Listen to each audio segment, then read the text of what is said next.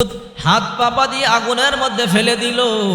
ইব্রাহিম পয়গম্বর আগুনের মধ্যে পড়িয়া চোখের পানিগুলো সারিয়া সারিয়া কান্দে। ইব্রাহিম পয়গম্বর তাকায়া দেখে নিজের বাবা আজর ইব্রাহিম পয়গম্বরের হাত পা বাঁধিয়া যে রশি দিয়া ফালাইছে, ওই রশি ধরে ধরে আজর টানতেছে। ইব্রাহিম পয়গম্বর বলে, আল্লাহ, দুনিয়াতে পিতা মাতা দিয়েছো সন্তানের কল্যাণের জন্য, আমার বিপদের সময় আমি আমার মাকে আমার কাছেই পাইলাম না, আর আমার বাবা আজর আমার হাতে পায়ে রশি ধরিয়ে ধরিয়া টানে। আল্লাহ, এই দুনিয়াতে আমার আপন বলতে তুমি ছাড়া কেউ নাই। ওগো আল্লাহ, তুমি আমাকে হেফাজত করো। আল্লাহ পাক রব্বুল আলামিন জিবরাইলকে পাঠিয়ে দিছে। জিবরাইল আমিন আয়েশা বলে, ও আল্লাহর পয়গম্বর, আল্লাহর খলিল, আপনি বললে আমার ডানা দিয়ে বাড়ি মারি আগুন বন্ধ করিয়া দিব। ইব্রাহিম পয়গম্বর বলে, না জিবরাইল, আমি যে আগুনের মধ্যে পড়লাম, আমার আল্লাহকে আমাকে দেখে কি দেখে না? বলে, আল্লাহ সব কিছু দেখে। ও জিবরাইল, যদি আমার আল্লাহ সব কিছু দেখে তাহলে তোমার সাহায্যের দরকার নাই, আমি আমার আল্লাহর সাহায্যই চাই। কিছুক্ষণ পর মিকাইল চলে আসলো।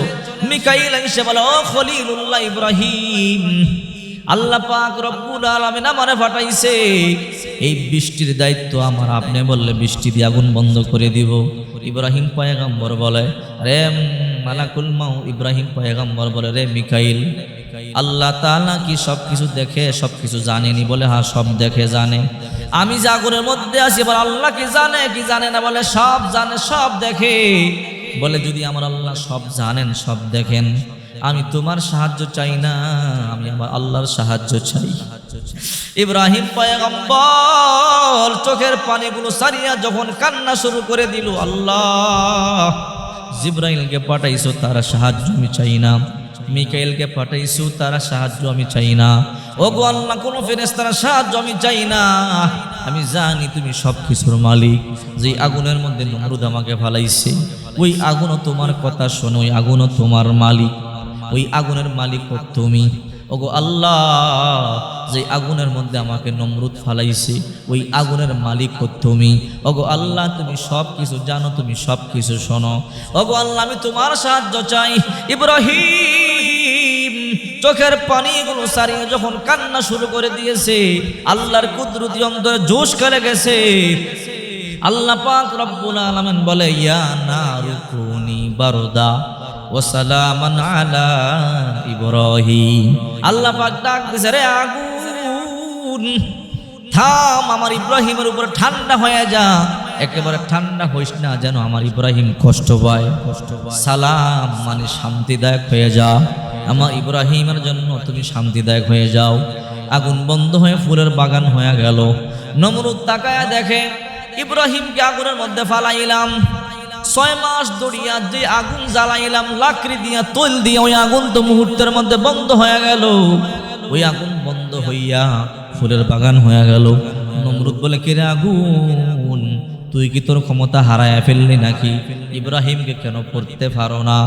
আগুন বলে, আল্লাহ জবান খুইলা দাও। আল্লাহ জবান খুইলা দিল। আগুন বলে, রে নমরুদ, তুই তোর 14 গোষ্ঠী নিয়ে নাইমা দেখ, 14 গোষ্ঠী পর্যন্ত ভরে ছাই করে দিব, আঙ্গার করে দিব। আল্লাহর কসম, আল্লাহর খলিল ইব্রাহিমের একটা পশম পরবার ক্ষমতা আমার নাই। ইব্রাহিম পয়গম্বরকে নমরুদ বড় জ্বালান জ্বালাইছে। নমরুদ যখন দেখলো আগুনে পড়ে না, এবার নমরুদ মনে মনে ভাবে, মনে হয় ইব্রাহিম আগুনকেও জাদু করছে। ইব্রাহিমকে এমন জায়গার মধ্যে বন্দি করব, বাঘের সামনে। বাঘ জাদু মন্ত্র শোনে না, বিশ্বাস করে না। বাঘের সামনে দিব, বাঘ ছিঁড়ে ফিরে খাবে। একটা বাঘকে 15 দিন পর্যন্ত খাবার না দিয়া ক্ষুধার্ত রাইখা খাসার ভিতরে ইব্রাহিম পয়গম্বরকে ক্ষুধার্ত বাঘের সামনে দিয়া দিল। ইব্রাহিম পয়গম্বর নির্ভয়ে নির্দ্বিধায় জেলখানার মধ্যে বসে বসে মাওলা পাকের জিকির করে, লা ইলাহা ইল্লাল্লাহ, লা ইলাহা ইল্লাল্লাহ। ইব্রাহিম পয়গম্বর জিকির করে, বাঘ ইব্রাহিম পয়গম্বরের সামনে আসতেছে ইব্রাহিম পয়গম্বরকে খাওয়ার জন্য। ইব্রাহিম পয়গম্বর তাকাইয়া দেখে বাঘ সামনে আইসা থাইমা গেল। ইব্রাহিম পয়গম্বর বলে, কিরে বাঘ, মনে হয় তুই আমার খাবারের জন্য আসছিলি, কেন থাইমা গেলি? তুই আমারে খাইয়ে কলিজা ঠান্ডা কর। বাঘ বলে আল্লাহ জবানটা খুইলা দাও, তোমার খলিলুল্লাহর সাথে আমি একটু কথা বলতে চাই। আল্লাহ তাআলা বাঘের জবান খুইলা দিল। বাঘ বলে ইব্রাহিম, 15 দিনের ক্ষুধা লইয়া জেলখানার মধ্যে বড় কষ্টে আছি, জালেম নমরুদ 15 দিন পর্যন্ত কোনো খাবার দেয় না। ইব্রাহিম গো, আপনার দেখা ভাবলাম আপনারে খাইয়ে কলিজা ঠান্ডা করু, আপনার খাবারের জন্য আমি আপনার সামনে আসছিলাম। আল্লাহর কসম করে বলি ইব্রাহিম, আপনার শরীর থেকে আল্লাহ পাকের মুহাব্বতের গ্রাণ পাইতেছি। আল্লাহর কসম করে বলি, আমার দ্বারা আপনার একটা পশমের ক্ষতিও হতে আমি বাগ দিব না। চিন্তা করে দেখেন, ইব্রাহিম পয়গম্বরকে নমরুদ বারবার মারবার চেষ্টা করেছে। একবার ফেরেশতা বলে আল্লাহ গো, ওগো আল্লাহ, ইব্রাহিম পয়গম্বরকে কেন খলিলুল্লাহ বানাইলা? শুনলে আশ্চর্য হয়ে যাবেন। ফেরেশতারা বলে আল্লাহ, খলিলুল্লাহ বানাইবার মতো কি আজরের সন্তানকে পাইলেন? ইব্রাহিমের বাবা একজন মূর্তি পূজারী, এমন একজন মূর্তি পূজারীর সন্তান ইব্রাহিমকে আপনি খলিল বানাইলেন, আপনি কি আর কাউকে পান নাই? আল্লাহ পাক রব্বুল আলামিন বলে, রে ফেরেশতারা, আমি আমার ইব্রাহিমকে কেন খলিল বানাইলাম দেখতে চাও না শুনতে চাও? ফেরেশতারা বলে আল্লাহ, দেখলেই তো ভালো হয়, দেখতে চাই। আল্লাহ বলেন, ও ফেরেশতারা, যা যা, আমার ইব্রাহিম গরু বকরি বেড়া দুম্বা উট সারিয়া দিয়া ময়দানের মধ্যে আমার জিকিরের মধ্যে মগ্ন আছে। যা যা, আমার ইব্রাহিমকে গিয়ে পরীক্ষা কর। সুবহানাল্লাহ। आके लुत्फे खैशरा इजहार कार्द बाखली नशनारे रा गुलजार कार। যে ইব্রাহিমকে আগুন করতে পারে নাই, ফুলের বাগান হয়ে গেছে, ওই ইব্রাহিমকে ফেরেশতারা পরীক্ষা করবার জন্য রওনা হয়ে গেল। ফেরেশতারা দুনিয়ার জমিনে আসলেন, ইব্রাহিম পয়গম্বর মাঠের মধ্যে বকরি বেড়া দুম্বা সারিয়া সুবহানাল্লাহ সুবহানাল্লাহ সুবহানাল্লাহ জিকির করতেছে। সুবহানাল মুলকি ওয়াল মালাকুতি জিকির করতেছে। ফেরেশতারা মানবের বেশ ধরে আইসা কয় সুবহানাল্লাহ, ফেরেশতারা কয় সুবহানাল্লাহ। ইব্রাহিমের কত বড় ঈমান! গরু বকরি বেড়া দুম্বা ওর সারিয়া দিয়া ইব্রাহিম চোখ বন্ধ করে মাওলার জিকির করে, কোনো ভয় নাই। এই দৃশ্য দেখিয়া ফেরেশতা কয় সুবহানাল্লাহ। মানব রূপী ফেরেশতা ইব্রাহিমের সামনে গিয়ে কয় সুবহানাল্লাহ। ইব্রাহিম পয়গম্বর বলে, কে রে, তুমি আমার মাওলা পাকের প্রশংসা করছো? আমার মাওলা পাকের প্রশংসা এত মজা লাগে, আরেকবার করো না। ফেরেশতা কয়, ইব্রাহিম, যদি তোমার মাওলা পাকের প্রশংসা করি আমার কি দিবা? ইব্রাহিম পয়গম্বর বলে, যদি তুমি একবার সুবহানাল্লাহ বলো, আমি একটা ওট তোমারে দিয়া দিমু। ফেরেশতা তো বলে সুবহানাল্লাহ। এবার ইব্রাহিম পয়গম্বর একটা ওট দিয়া দিছে। ফেরেশতা তো আল্লাহর নিয়ামত পাইছে, নিয়ামত পাইয়া এবার আলহামদুলিল্লাহ। ইব্রাহিম পয়গম্বরকে তুমি আলহামদুলিল্লাহ বলছো? বলে হ্যাঁ। তোমারে আরেকটা ওট আমি দিয়া দিলাম, আরেকবার আলহামদুলিল্লাহ বলো, আরেকটা ওট তোমারে দিয়া দিব। ফেরেশতা সুবহানাল্লাহ আলহামদুলিল্লাহ যতবার বলে ইব্রাহিম পয়গম্বর ততটা উট দিয়া দিছে, দুম্বা দিয়া দিছে, বকরি দিয়া দিছে, পালের মধ্যে যত উট বকরি দুম্বা ছিল সব দিয়া দিছে। ইব্রাহিম পয়গম্বরের হাতের মধ্যে এখন একটা ওটও নাই, দুম্বাও নাই, বকরিও নাই। ইব্রাহিম পয়গম্বর ফেরেশতারা তো চিনতে পারে নাই, বলে ভাই তুমি আরেকবার আমার মাওলার প্রশংসা করো। ফেরেশতা এবার বলে, ও ইব্রাহিম, এতক্ষণ পর্যন্ত তোমার মাওলার প্রশংসা করলাম, প্রতিবার তুমি আমার ওট দিলা, দুম্বা দিলা, ইব্রাহিম বকরি দিলা, এখন তো তোমার বকরিও নাই, এখন তো তোমার ওটো নাই, দুম্বা, এখন তুমি আমার কি দিবা? ইব্রাহিম পয়গম্বর বলে, রে ভাই, সত্যি বলেছো, কিছুক্ষণ আগে এই ওট বকরি বেড়া দুম্বার মালিক আমি ছিলাম, এখন ওট বকরি বেড়া দুম্বার মালিক তুমি হয়ে গেল। আমার একটা ওটো নাই, একটা বকরিও নেই, একটা দুম্বাও নাই, তবে আমি খলিল ইব্রাহিম তো এখনো পর্যন্ত জিন্দা আছি। ভাইরে, তুমি একটা বার আমার মাওলার প্রশংসা করো। তোমার এই উট বকরি বেড়া দুম্বা রাখবার জন্য একটা গোলাম লাগবে। আমি কিয়ামত পর্যন্ত যতদিন হায়াত পাবো তোমার বকরি আর উটের গোলাম হয়ে যাব।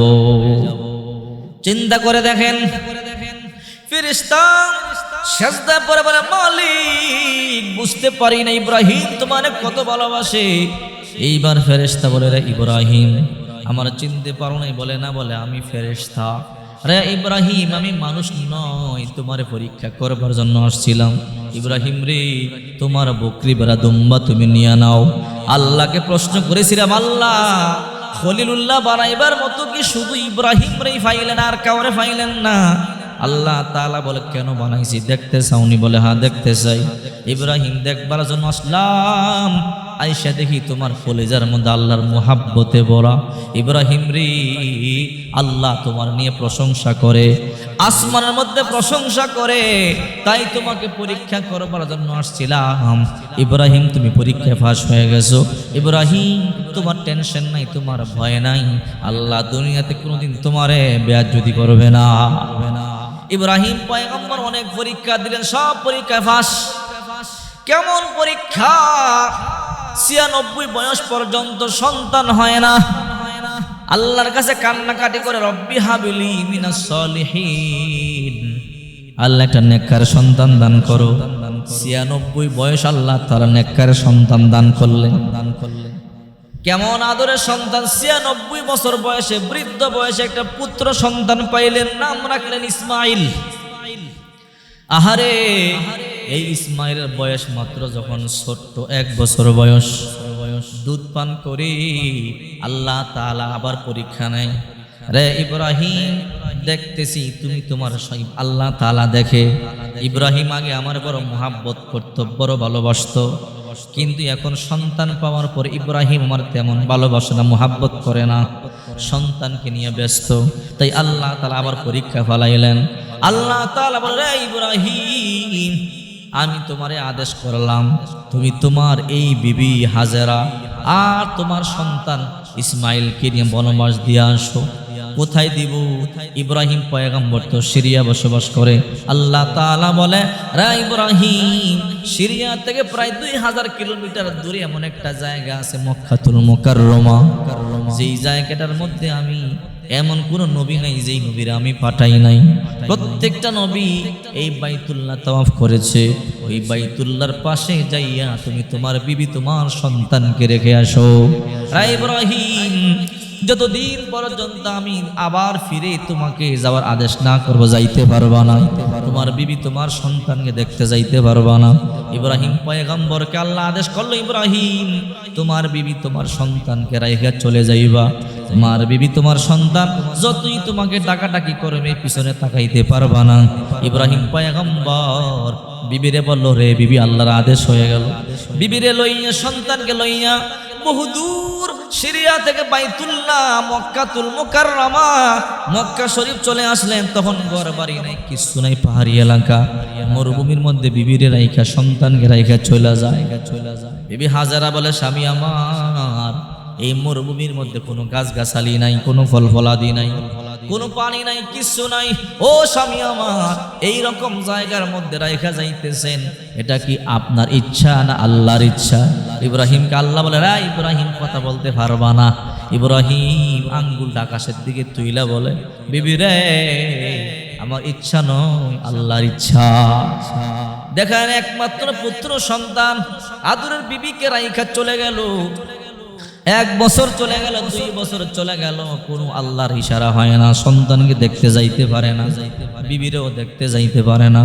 দীর্ঘ 9 বছর পরে আল্লাহ পাক রব্বুল আলামিন বলে, ইব্রাহিম তুমি পরীক্ষায় ফার্স্ট হয়ে গেছো। ইব্রাহিম রে যাও যাও, এখন তোমার সন্তান তোমার বিবি রে গিয়ে দেখে আসো। ইব্রাহিম পয়গম্বর বিবি সন্তানকে দেখবার জন্য আসলেন। বিবি স্বামীকে দেখা চোখের পানি ছাইরে কান্না শুরু করল। স্বামী আমার দীর্ঘ 10টা বছর পর্যন্ত কোনো খোঁজ খবর নিলেন না। ও স্বামী আমার, আপনার আমানত ইসমাইলকে আমি কষ্ট দেই নাই, আপনার সন্তানকে কোলে পিঠে করে মানুষ করেছি, এই নেন আপনার সন্তানকে আপনি বুঝে নেন। এবার আল্লাহ তাআলার কাছে ইব্রাহিম পয়গম্বর শুকরিয়া আদায় করল, আল্লাহ আমার শেষ বয়সে তুমি আমার সন্তানকে মিলাই দিছো।